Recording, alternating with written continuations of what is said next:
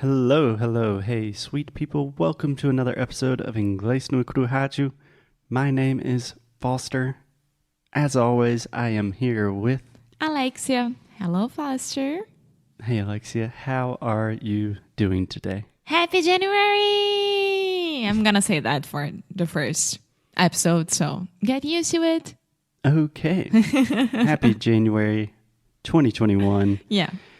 So today we are continuing our conversation about a year in review of 2020.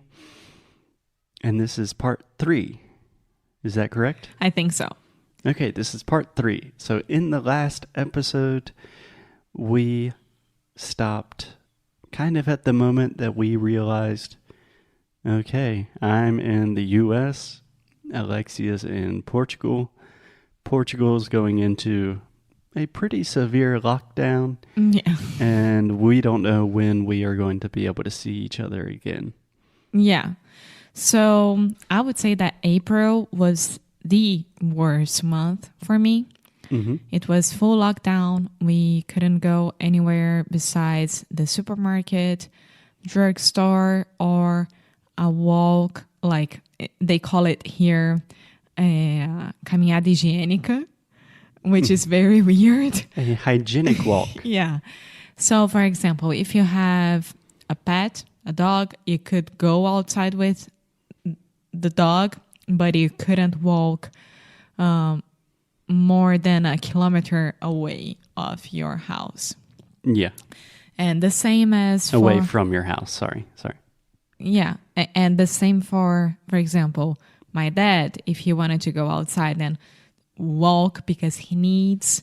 he needs to get some exercise. Yeah. He would have to stay on the surrounding area.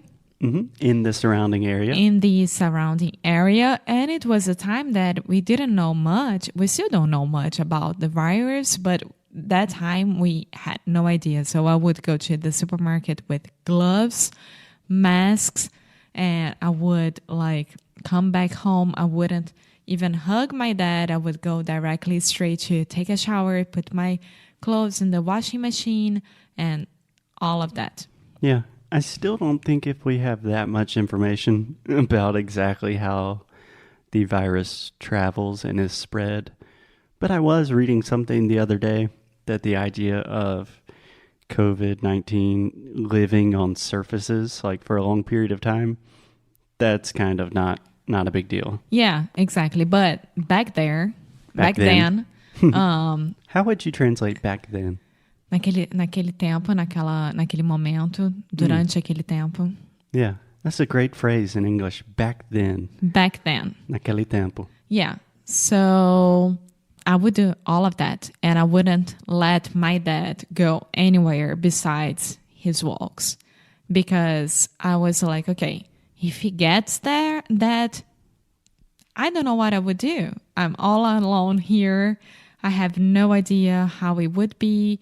Yeah. I still have this idea, but I think that nowadays we are a little bit more, not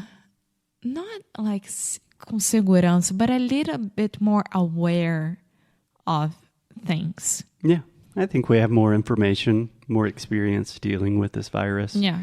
That makes things a little bit easier. I think it's worth mentioning. So Alexia's dad has been on this show several times. He has a very young voice. He looks quite young, but your dad's 75 years old. Yeah. And has some underlying health conditions. He's a diabetic. So he is in the high-risk category for this virus. Yeah, he is. And then during April, it was the worst month for me. I mean, there were days that I wouldn't even go take a shower. I was extremely depressed.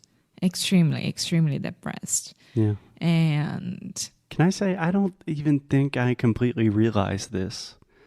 Because March and April for me, it was like, oh, things are super crazy in the world. But in the U.S., especially in my small town in South Carolina, I could still go outside and ride bikes and exercise. So I was thinking more of like, okay, I guess I'm going to use this time to try to get in good shape and do stuff like that. But that's my point. The environment that you are in, it changes everything. Yeah. So this goes for a healthier, healthy place, or a sad place, a sad thing. So imagine for a person that never ever experienced a lockdown, us, we never had to deal with that. And there is a virus there that could kill me, could kill my dad, and I don't know when I was about to see you again. And what about our jobs and our work? How's everything would stay? It was a big question mark for me. Yeah. And it was during April that I realized what was going on.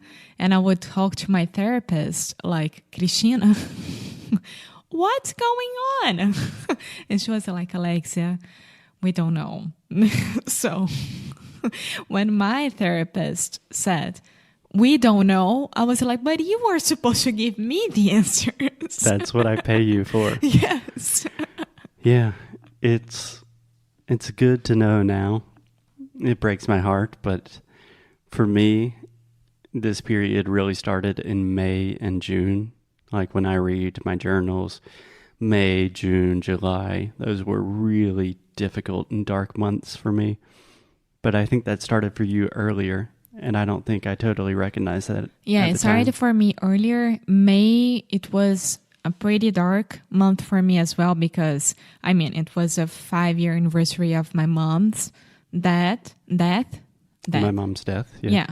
And when you are in lockdown, everything is much bigger than it is. And like... What do you mean?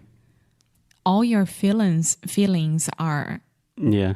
Much more So when intense. You're sad, you're 20 times more sad. Yeah. Yeah. So every year during my mom's anniversary death, it's very hard to say that. Yeah, I don't really know how we say that in English.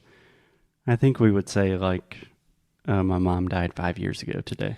Yeah, so during this day, I would go outside, go to a park, do something really good and really fun that I know that she would appreciate. And this year, 2020.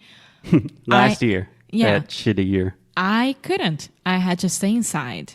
And it was horrible. And it was when I realized that, okay, my dad was amazing during all the lockdown time.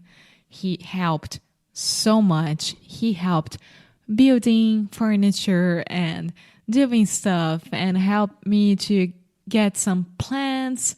And like, he was amazing. I have nothing to complain about.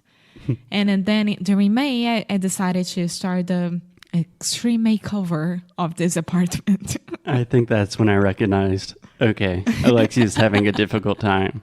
Because every day she would send me a new photo or videos of like our entire apartment is just changing into quite literally a jungle.